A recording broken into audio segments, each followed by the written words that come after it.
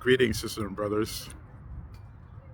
It's a beautiful day in Washington, D.C., enjoying some sun before I have to head back to the library to do some work, academic work. But I wanted to share some thoughts on our beloved Uganda, as always. And I wanted to talk about the recent tweets by General Amazon 4-star Muhoozi Kainerugaba, the imbecile son of senior military dictator, because Muhoozi is junior military dictator. So senior is General Museveni, who of course stole the election from Robert Kyagulanyi, aka Bobby Wine, on January 15, 2026. And obviously nobody recognizes that. Not even the countries that have supported Museveni for the last 40 years seem to recognize that election.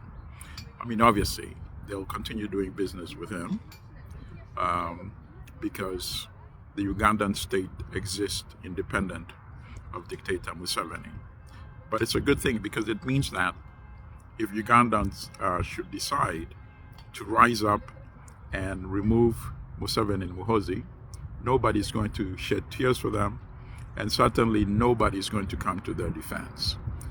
He has been denounced comprehensively and conclusively by members of the EU countries. Britain and United States, their approach normally is the silence, of course. But that in itself is a good sign as well.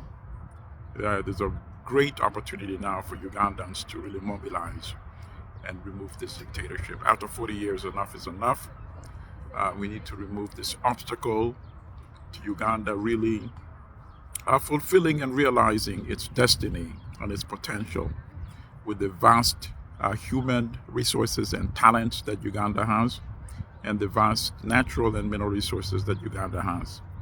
We cannot allow two despots to stand in the way of our opportunity to fulfill our true destiny and create the kind of Uganda that we all want for the youth in this current generation and in the future generations to come. So let me get back to Muhoozi's tweets. So he's been tweeting that he wanted to send Ugandan soldiers to fight on behalf of Israel and the United States against Iran. If you were able to try to do that, you know exactly what would happen, right? The Ugandan soldiers would overthrow him. They would overthrow him and his father and send them running on that presidential plane, which of course, wherever they go, after they land, that plane would be returned to Uganda. So Ugandans should not worry about that. If they need the plane to get out of the country one day, let them take the plane. It will be returned. So don't worry about that. That they're going to abscond with a plane that is worth $50 million, bought with taxpayer money. Of course, they would get rid of it because Ugandans are not interested in fighting against Iran, number one. Number two, Muhoozi and his father miscalculated. And I say his father because there's no way Muhoozi tweets those tweets without getting approval from senior dictator. Senior dictator approves those tweets. If he disapproved, he would have fired Muhoozi a long time ago. So Muhoozi is commander of the National Army because his father wants him to be commander of the National Army. So when you see a Muhoozi tweet, it is a Muhoozi / Museveni tweet. Okay? Don't let him fool us. So Muhoozi now and his father realize that Iran is not like Venezuela. Iran actually has military capabilities and capacities. It manufactures its own weapons, and it has obviously a military structure which makes it very difficult for it to be incapacitated, right? Because the leadership is diversified, number one, and then it's not concentrated under one single command, right? There are more than 30 different commands. Each regional force has its own command structure. So even if others are incapacitated, They continue fighting, and that is what they've proven right now. And as a result, the United States and Iran are now involved in negotiations. And hopefully Trump can get back to his original agenda, which he claimed was to be a president for peace, until he was lured into this war by Israel's Netanyahu, right? So things are not going as Museveni and Muhoozi had predicted, that this would be quick, and Iran would be destroyed, and there would no need for Muhoozi to deploy the soldiers that he had pledged. So now that things are not going that way, let's see if Muhoozi actually does send any Ugandan soldiers to Israel. I am almost sure if he tries to do that, they would march on State House.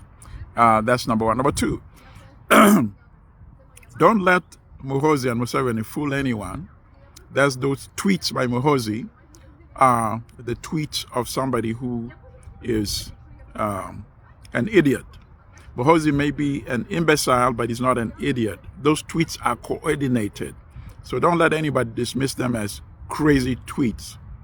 No, not such thing.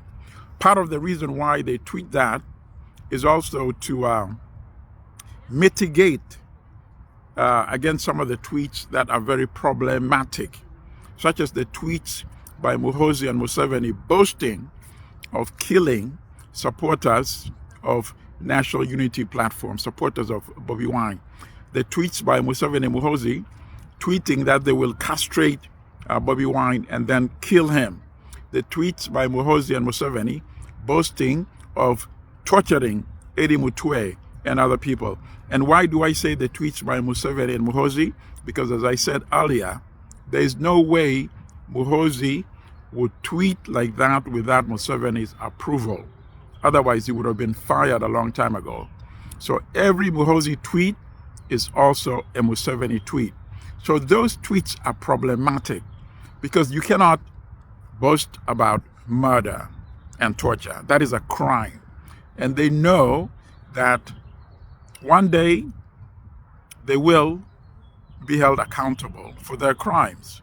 So if they should ever get to the International Criminal Court, the reason why they want to confuse people by some of those tweets that appear crazy is so that one day they can say, well, come on, Muhoozi was only joking.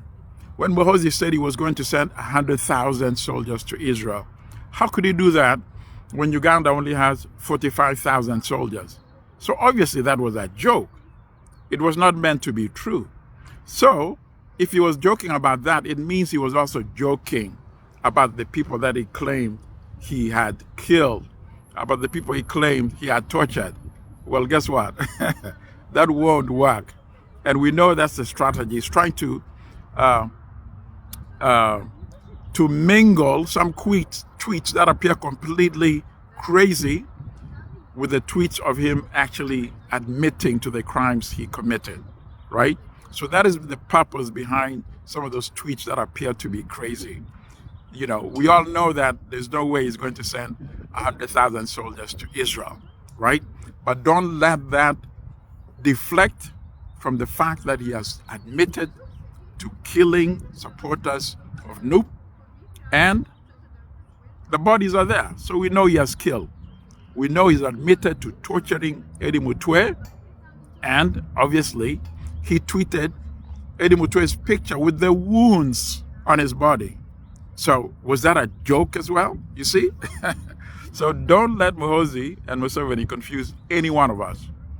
One day, because of the evidence left behind by Muhoozi and Museveni, they will be held accountable, deservedly so, for the crimes that they've carried out, not only against the people of Uganda, by the way, the crimes of invading Rwanda as well.